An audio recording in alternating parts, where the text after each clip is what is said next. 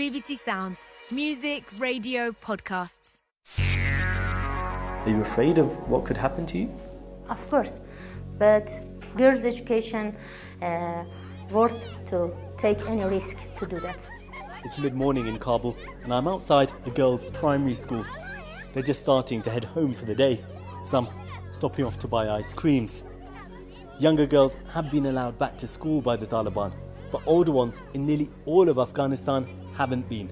It's the only country in the world systematically denying them an education right now. The Taliban insist all girls' schools will reopen, but many simply don't believe that. And some that I've been speaking to have decided they can't wait any longer. Hidden away in a residential neighbourhood, a small but powerful act of defiance. If they arrest me, they beat me, but it's worth it to do that. I'm Sikandar Kamani, the BBC's Afghanistan correspondent. This is 5 minutes on Afghanistan's secret schools.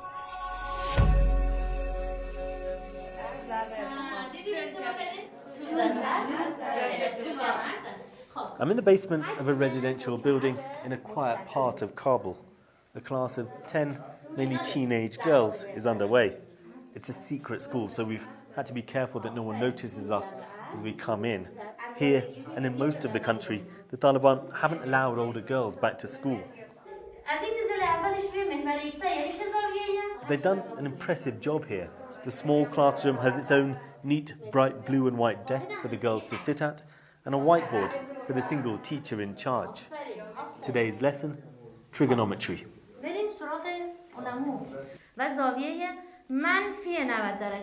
Are you afraid of what could happen to you? Of course. When we start, we know about the threats and we worry about them.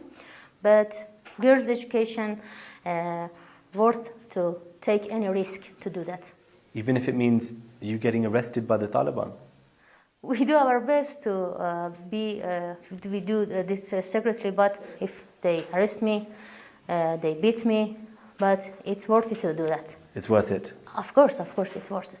Yeah. Back in March, it seemed girls' schools were finally reopening.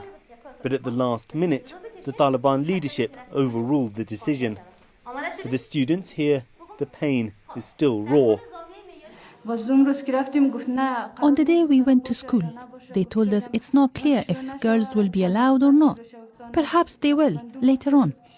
It's been 2 months now, and it hasn't happened. It makes me so sad.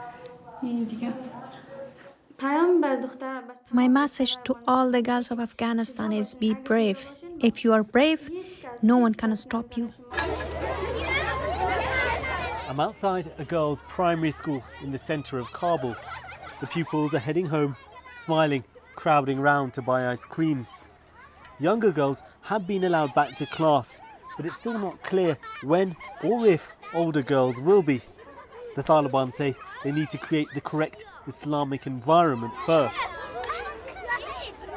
Taliban officials admit female education is a sensitive issue for them, with some influential hardliners apparently opposed to it.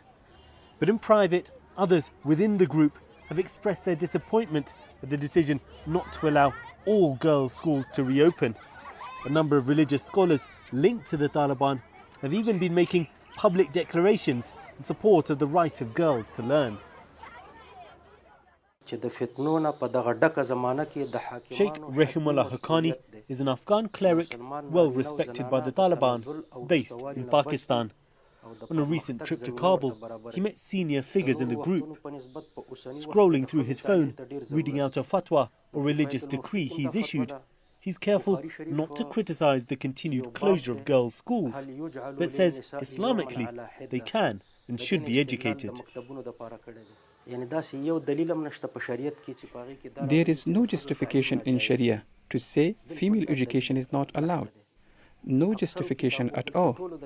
All the religious books have stated female education is permissible and obligatory. Because, for example, if a woman gets sick in an Islamic environment like Afghanistan or Pakistan and needs treatment, it's much better if she is treated by a female doctor. Boys of all ages are back in the classroom, but the Taliban have now formed a committee to debate what to do about girls' secondary schools. For now, it seems their most hardline elements are the ones deciding what the country's future will look like.